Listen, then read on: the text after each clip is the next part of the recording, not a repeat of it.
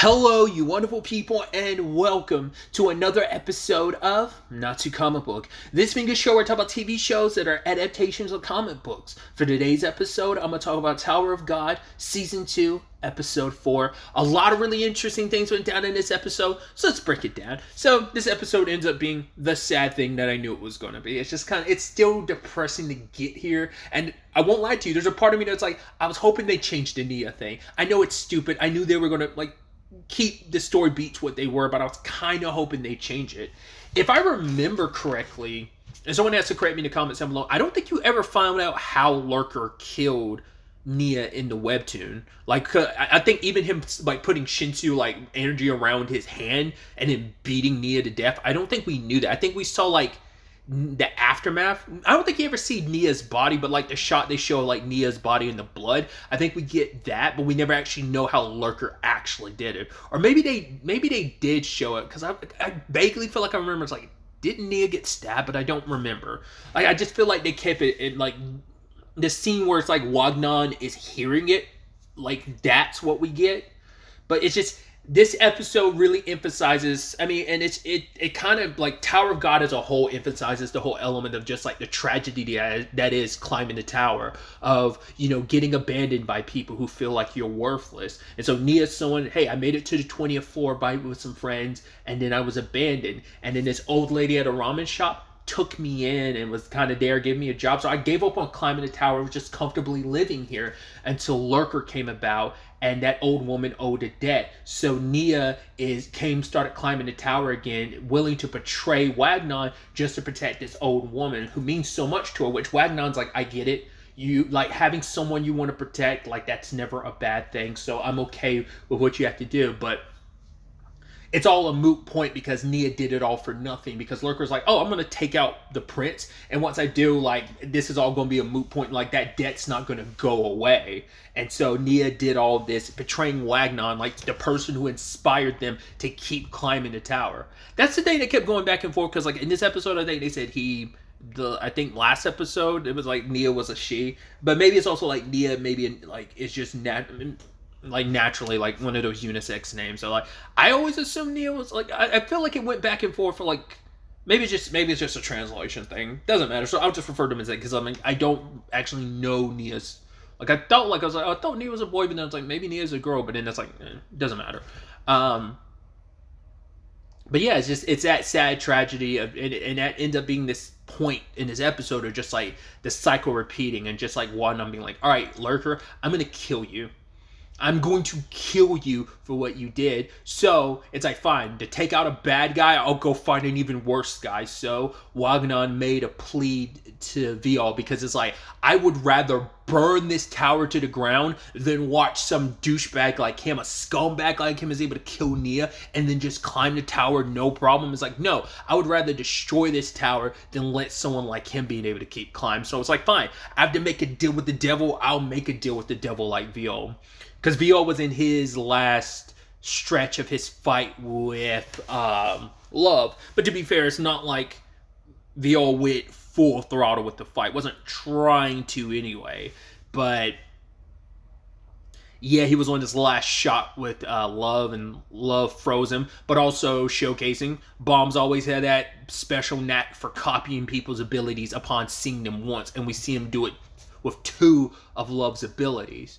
But it's still you haven't had enough time with those techniques. They're my techniques, sure, but you've seen them once, that's impressive, but you still haven't gotten them down. Just like you froze me, I can freeze you. But Wagnon ended up interfering in the fight. At the same time this was all going down, we found out Rob Devil still alive. He was working with Lurker. Lurker's little smirk at the end of the episode, last episode, once again, I knew it was setting all this in motion of, yeah, he had his own plan coming into this. Rob Devil faked his own death just so that Prince would reveal where the remote is and starts beating on him. So Hor-Yang eventually deals with that. And I love that whole thing of right, you think you're the devil, it's let me show you the devil in my right arm. And I love how for just a little bit in the anime we get a peek at Hor-Yang's circumstances. Obviously there's a lot more to his circumstances, And this also starts, and they'll lean into it next episode more, but we get a little glimpse of it with Prince's character of his admiration for Horyang. He's like, Mr. Devil. It's like, it's Horyang. And it's like, yeah. So we get a little peek at that appreciation, but that becomes a part of Prince's story going forward. Once again, he's this spoiled brat where it's like, hey, you see him in the intro, so you know he's going to be part of the crew, but it's also this whole revelation opened up a lot of people's eyes, and just it is kind of like, it's the sad fact once again of you have to accept of this is a part of the Tower's thing of like you have to like betray people.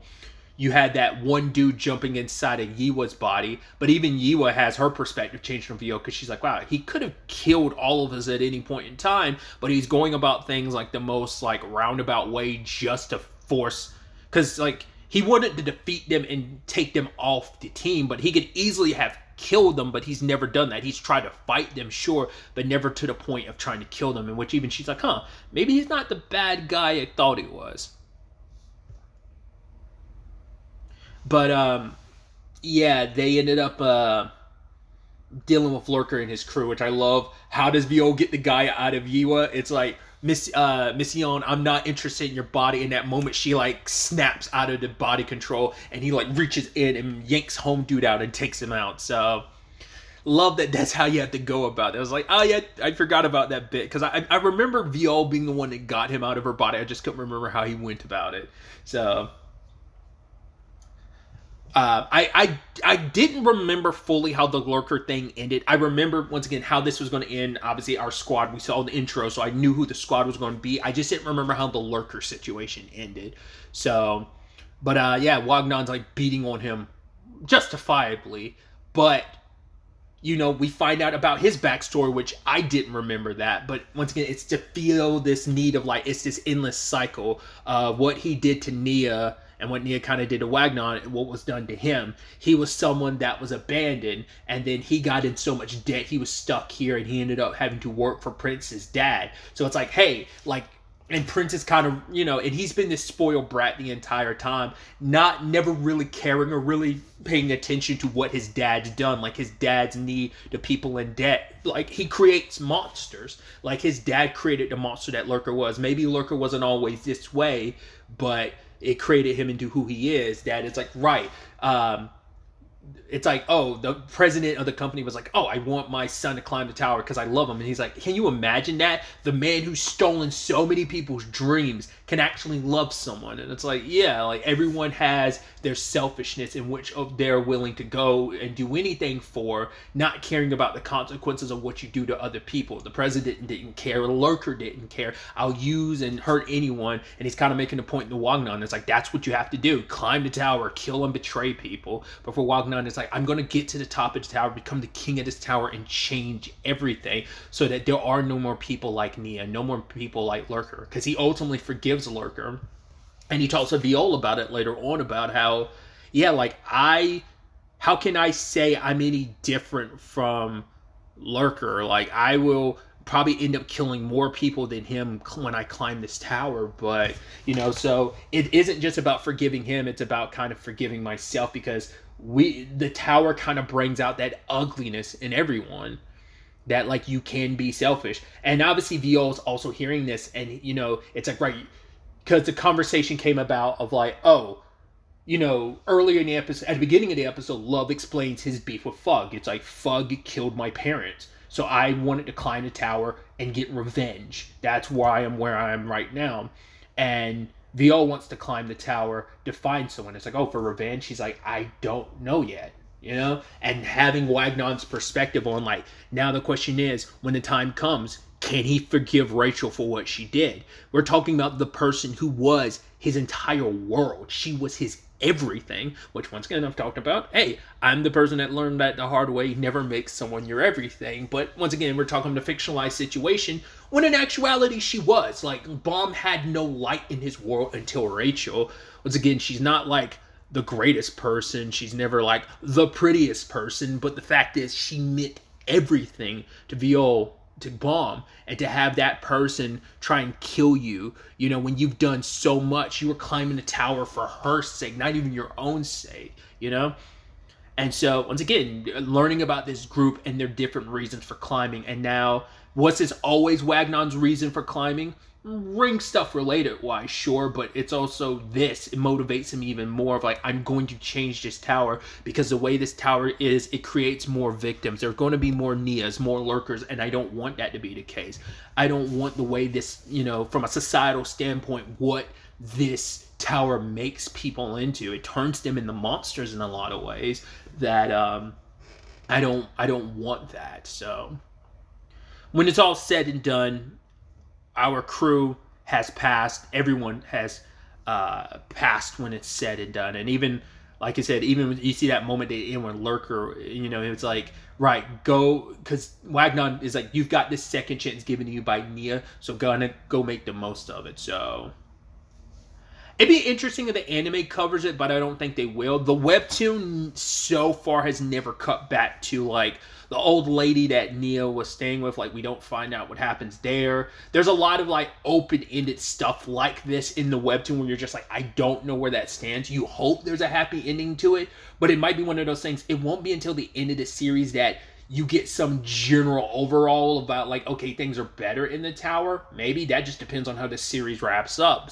But these smaller stories, whether you'll get like an exact like, oh, cut back to it, most likely not. But you never know. It could be a thing of later down the road, by the end of the series, we could cut back to Lurker and be like, oh, this is what Lurker is up to. I guess that adds the more tragedy to the situation because you don't get like a full resolution wrap up. That so much of that is left open-ended that you just kind of have to move on, which is so sad. Once again, there's the Wagnon too of like, especially the ending of like, oh, ramen in the morning. It's kind of heavy, but I'm sure that's also supposed to be like a memorial to Nia because he's like, right, I would eat like sweet and sour pork with a whole bunch of friends, but eventually it became an empty plate. And so Nia kind of helped fill that void, and it just, that whole situation inspired him to keep going.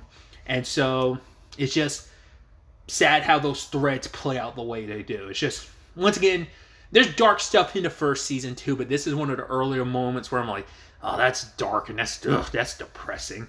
Like, because it's just like, you don't see the Nia thing turning the way it does, and for that to be the end result, it's just like, just like that, Nia's dead. Like, you would at least hope, like, hey, maybe Nia failed and Nia doesn't get to climb the tower, but Wagner go up and they're able to kind of wave each other off, But it's like, yeah, just kind of get used to that feeling going forward, because there's going to be a lot more tragedies in the future of the story.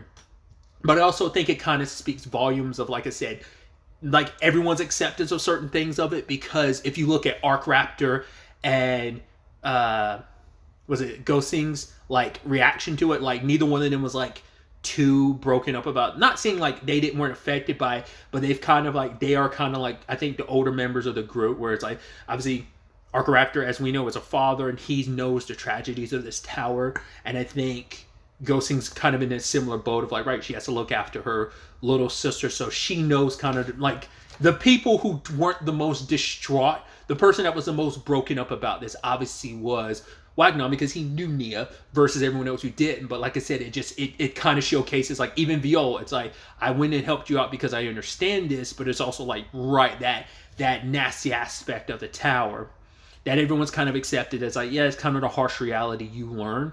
So it just kind of, I think that's kind of also kind of something you kind of see reflected in their reactions a little bit. But, maybe that's me reading way too much into it. But I think it also speaks volumes of what Wagnon said as we see the ending shot is Viol smiling, because for him, it's like what Wagnon said, like it meant something to Baum, because it's almost like seeing a little bit of who he was, there. Also seeing that, once again, not everyone in the tower is bad, maybe your outlet on things might have gotten a little skewed a little because of everything you've been through for the past 5 or 6 years. So either way. Oh yeah, I also completely forgot about Love's boss. He tells Love, like, right, you wanted your revenge, at the very least win then, but as recompense for like you screwing things up, like make it so that this test was the final test, so they get to just go ahead and move on, and you have to basically pay for them having a meal. It's going to be chicken. And he's like, well, and sauce, and he's just like, just go. And then as we found out, he's talking to someone, and he's like, right, Wang Nan is able to advance just like Fug wanted, which I think is interesting, because I'm like, I don't know if that's a mistranslation or what, because I was also thinking like, well, you assume Viol would be the one they want to go climb to the tower, but like Wang Nan, as we know, is something special about him too. Because like I was kind of hinting to this last episode, like the way he phrased it, like as Fug wanted, I'm like, he makes it sound like he's not part of Fug, but I'm like, isn't he a part of Fug? I swore he was. That's why I was kind of like so certain about that. Also, how they like, I feel like that scene isn't as like, I mean, the lighting and stuff, but I feel like in the webtoon, it's a little more sinister when he delivers that message at the end there. I'm like, maybe I'm misremembering, but I could have sworn that scene was like depicted a little more sinisterly. Like it's not, I mean, the lighting makes it still sinister, sure, but his delivery of it, his face, makes it seem so like nonchalant. But, you know, maybe it was exactly the same way in the webtoon, but like I said, I'm pretty sure he's Fug, but maybe he's not. Maybe he is just kind of associated with Fug, but not being directly a part of Fug. But him being like, oh, it's Fug wanted, that could just be like, no, like, you know, I am a part of Fug. I don't know. I remember his association, but I remember it as being like him part of it, but maybe he's only associated. But either way.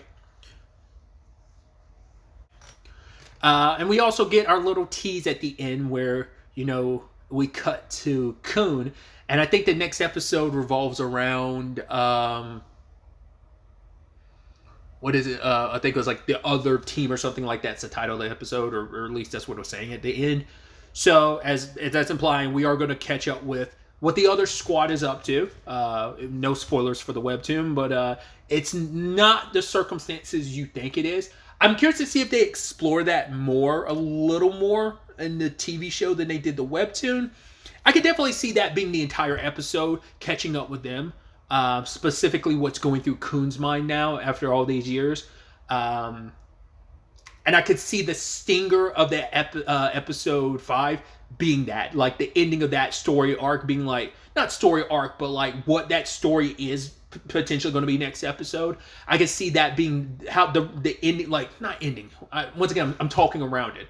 There's a stinger to that story beat. There's going to be a story beat stinger that I'm like, that's probably going to be the end of the episode. That's also depending on if like the entire episode revolves around that. I could see like them doing that, but I could also see it just being like half the episode revolves around catching up with the other team and what they've been up to these past years and stuff as we know, climbed a tower with Rachel. So it's going to be interesting to see how they handle that. Like I said, whether that's a full episode dedicated to that, and whether it's just like, if there's going to be any added stuff, or will it just be straight adapting what's in the webtoon from off the top of my head. Because there's not like a lot explored with that storyline, except for certain aspects. So it feels like it might be more so half the episode, but we'll see. But really, that's all I want to talk about. Until the next time we meet, be happy, be safe, live life to the fullest, and enjoy it. Good day, and goodbye.